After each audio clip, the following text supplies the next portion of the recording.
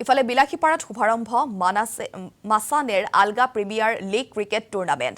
মাছানেৰ আলগা খেলপথাৰত আৰম্ভ হয় MPL ছিজন 2।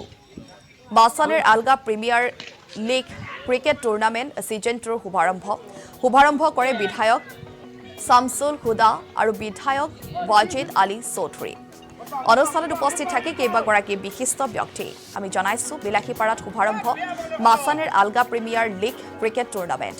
মাছানেৰ আলগা খেলপথাৰত আৰম্ভ হৈছে MPL season 2। Machaner Alga premier league cricket tournament season 2ৰ শুভাৰম্ভ কৰে বিধায়ক শামছুল হুদা আৰু বিধায়ক ৱাজিদ আলী চৌধুৰীয়ে। অনুষ্ঠানত উপস্থিত থাকে কেইবাগৰাকী বিশিষ্ট ব্যক্তি। সংখ্যালঘু ৰাইজৰ যি সমস্যাৰ কথা বদৰুদ্দিন ডাঙৰীয়াই উত্থাপন কৰিছে, এইটো আমাৰো ইছ্যু, আমাৰ কংগ্ৰেছ দলৰো ইছ্যু।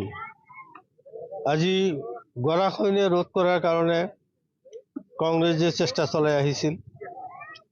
ভৱিষ্যতেও এইটো আমাৰ পলিটিকেল ইছ্যু থাকিব। আমাৰ মেনিফেষ্টত এইটো আমি সদায় দিওঁ, এইবাৰো থাকিব। তাৰোপৰি আমাৰ ভোটাৰৰ সমস্যা, এইটো আমাৰ কংগ্ৰেছৰে সমস্যা। গতিকে কংগ্ৰেছে আগতেও এইবিলাক সমস্যাৰ মোকাবিলা কৰি আহিছে, ভৱিষ্যতেও কৰি থাকিব।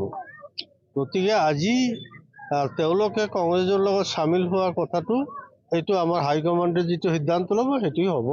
এই ক্ষেত্ৰত আমি একো ক'ব নোৱাৰোঁ। পৰিৱৰ্তন যেনে তেনে হ'ব লাগে।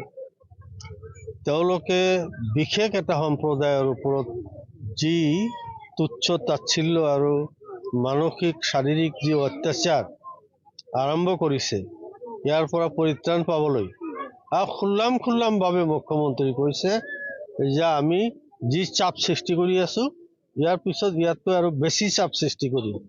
চাপ সৃষ্টি কৰা মানে কি? অত্যাচাৰ কৰা। গতিকে তাৰ পিছতো যদি আমি এই চৰকাৰক আমি ক্ষমতাত ৰাখোঁ, ভৱিষ্যত আমাৰ অন্ধকাৰ। সংখ্যালঘু ৰাইজৰ যি সমস্যাৰ কথা বদৰুদ্দিন ডাঙৰীয়াই উত্থাপন কৰিছে, এইটো আমাৰো ইছ্যু, আমাৰ কংগ্ৰেছ দলৰো ইছ্যু।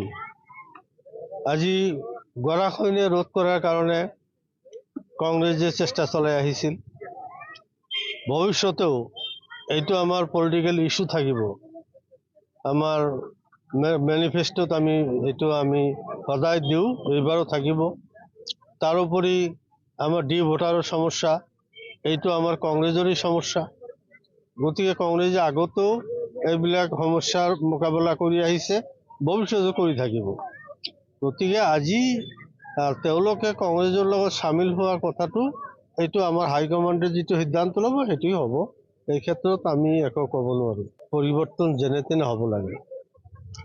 তেওঁলোকে বিশেষ এটা সম্প্ৰদায়ৰ ওপৰত যি তুচ্ছ তাচ্ছিল্য আৰু মানসিক শাৰীৰিক যি অত্যাচাৰ আৰম্ভ কৰিছে, ইয়াৰ পৰা পৰিত্ৰাণ পাবলৈ খুল্লামভাৱে মুখ্যমন্ত্ৰী কৈছে যে আমি যি চাপ সৃষ্টি কৰি আছো, ইয়াৰ পিছত ইয়াতকৈ আৰু বেছি চাপ সৃষ্টি কৰিম। চাপ সৃষ্টি কৰা মানে কি? অত্যাচাৰ কৰা।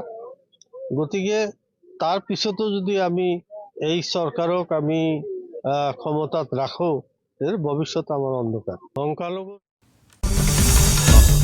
আসাম টক্স, আপোচবিহীন অসম কণ্ঠ।